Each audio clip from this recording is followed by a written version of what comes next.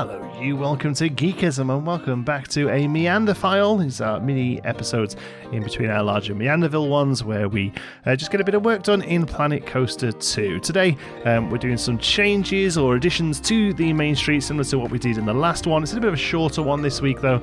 Honestly, a lot of my playtime this week was replacing every single light bulb in the main street roofs that we built in the last episode, because when they're turned on, there's just too much light and the game struggles and we start getting these weird artifacts and what have you. So I went around and turned them all off. They still have like luminescence, so the balls themselves, the bulb themselves glow, but they don't sort of radiate light. And I still think it looks pretty good, and it means we can actually look at the place at night time and it doesn't completely break, so that's nice. And I was very lucky to get some really great reference images from Epic Universe from Skipper on Bro Nation. They did a really great job of getting some real great angles of stuff that's a little tricky to find. One thing you'll find when you're looking for reference images at theme parks is oftentimes the stuff that people take photos of isn't really necessarily what you want to see. They take photos of cool looking things like roller coasters and rides, and obviously themselves and characters and that sort of thing. But when you're building a theme park, what you actually want is pictures of the trash cans and the backstage areas and the little transitional areas and stuff. So it was nice to be able to have somebody who knew what they were looking for and knew the sort of thing that a creator like me and like themselves would like to find. And one thing I asked for specifically was a little exterior sort of gift stall that I could see on Google Maps but couldn't get a decent angle of, and they were very kind to provide some really great images. The other thing I noticed on a lot of their images was they had a taller lamppost, like a lamppost that's maybe sort of 15 foot tall, that houses speakers and like spot lamps. So I've placed some of those around here, you can see, adding a bit more light to the area.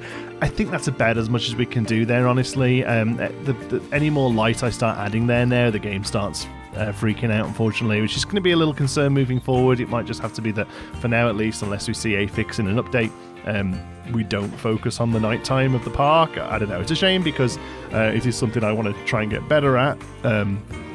We'll see. Anyway, this is that gift stall I was talking about. There's a few of these placed around Epic Universe. The one I saw originally was outside of the portal to the Harry Potter area, the Ministry of Magic, I think it's called. But there's a few of them around, and it has, again, that sort of Bella Park style that we are leaning into with the main street, and I thought it would look quite nice here. So this is, as you're looking at the main street, on the right there is the large gift store, the big exit through the gift shop type building, which is called Worlds of Wonder. So it's maybe a little odd to have a gift store here so close to it, but honestly, looking around these parks, I've been spending quite a bit of time on Google Maps looking around. They're just kind of everywhere. There's just ways to buy stuff are everywhere. And that's something I really want to get across here with this sort of higher budget park, is that whilst there might not be as many sort of upsells, like obviously in the next update I think we're getting arcades. I don't necessarily think an arcade will work very well in Meanderville, but they don't necessarily have those kind of things where they're taking money off you for additional rides or things like that. Some of them will have midway, and if it's done right, it can work. But one thing they do have is just a lot of shopping options. Just pretty much everywhere you turn, there is a place for you to spend money on merchandise or food. So I want to make sure that we just get plenty of that into Meanderville. And it's also a great way to sort of fill those transitional spaces where you're struggling to kind of figure out sort of what comes next. So that's kind of what I'm working on here, and keeping it sort of creams and teals, a lot like the rest of the area. We'll see in a moment when I start on the roof. The roof might end up being a little light. I'd like your opinion on that, please, in the comments. I think actually the blue might be a little too light. I might need to go in and change it, but I'd like you to let me know. For those of you who don't know, I feel like I mention it a lot, but just in case, I'm quite colorblind. I have a tertiary deficiency, so sometimes I'll pick something that I think looks good, and then somebody comments that it really doesn't. So let me know if it's too bright. Here then, this is all based, like I say, on that gift store from Epic Universe. I'll put a picture of it up at some point in this video. I don't know when, but you'll have seen it, or it's here now. I don't know. Voiceover John T and editing John T are different beasts. We have to work independently. They have these great little stalls that I assume sort of roll out of the building. I imagine that this building has shutters, and it can all just get shut up at the end of the night, and these loose stalls just get wheeled in, and it all gets closed up. And because of that, I actually end up moving the counter back a little bit. At the moment, it's sort of in line with those pillars, but when I was thinking about it, I thought, well, actually, no, it's probably going to be set back from those pillars so that a shutter in between those pillars can come down and close the place up at night. So we are going to affect that in a moment, but also we've got to fill the shelves. I feel like all I build in this game is gift shops right now, but like I said, all of these high-budget theme parks, they're just full of them. There's just everywhere, just anywhere you turn, there's going to be something that you can purchase. What I wouldn't give for more of this stuff. Stuffies, the caps are great, but give us more options. The big hats are great, but give us more options. Like, all the themes should have all of this stuff. Like, I'm putting down a Viking and a straw hat. Where's my pirate hat? Where, I want all sorts of things. But even things like this, umbrellas, fantastic. This toy, the Buzz Lightyear type toy, perfect.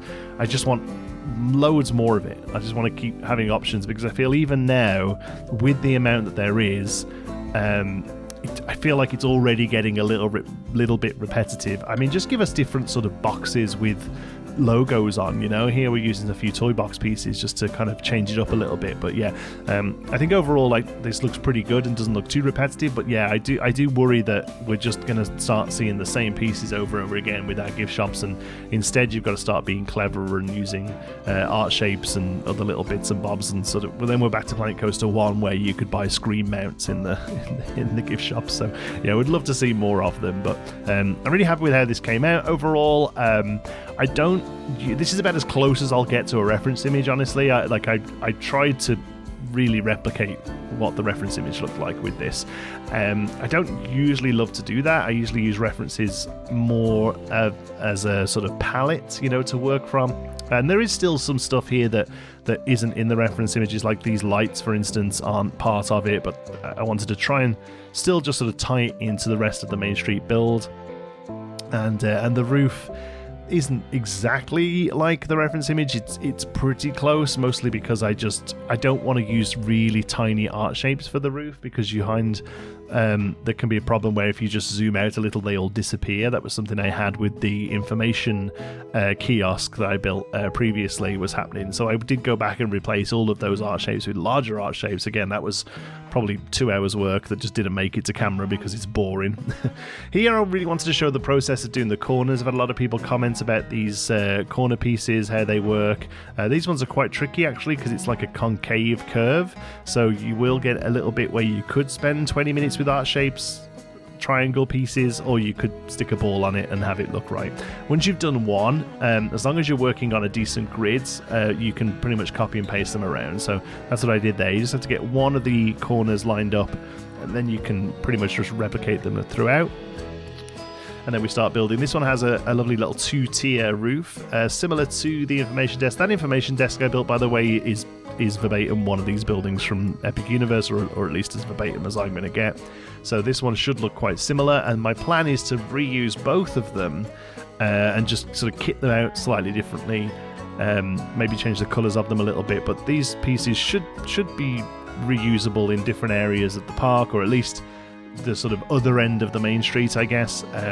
There's a little sort of dead space behind the conservatory restaurant that I think this would fit perfectly in, and again, it's just another space to sell stuff as people leave the park, because it won't really be facing you as you walk through the park, it'll be facing you as you exit. So and I think a lot of these have that in mind as well. Is this the sort of store that people are seeing first, which this one is, arguably, like, this is one of the first things you're going to see.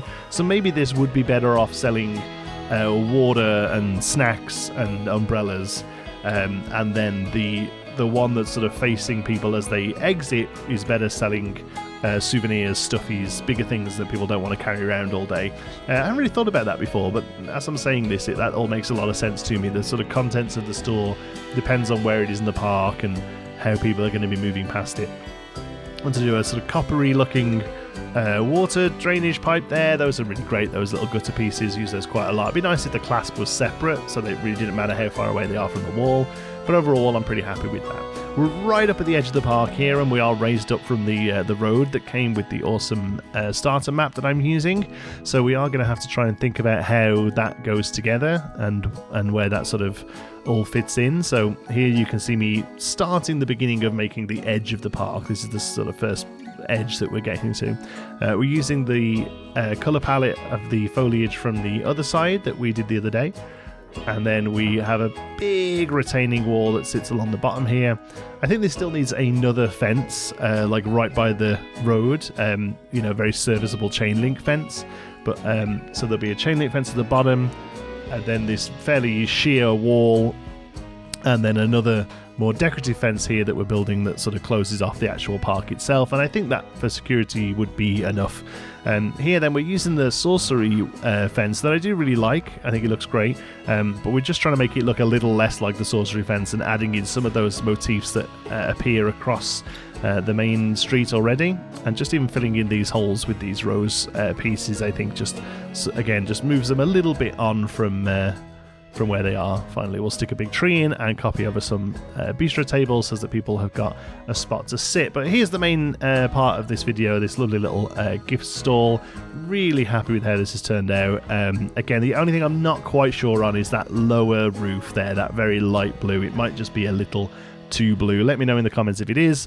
But either way, I'm very happy with this. This is workshoppable. I don't build stuff that fits on the workshop very often because it's usually got no back on it until I get to it much, much later. But this is fairly self-contained and workshoppable, so I may throw this up on the workshop. If I do, there will be a link in the description. Thank you so much for watching. Hope you've enjoyed it. Love you all to bits. Until the next one, be good.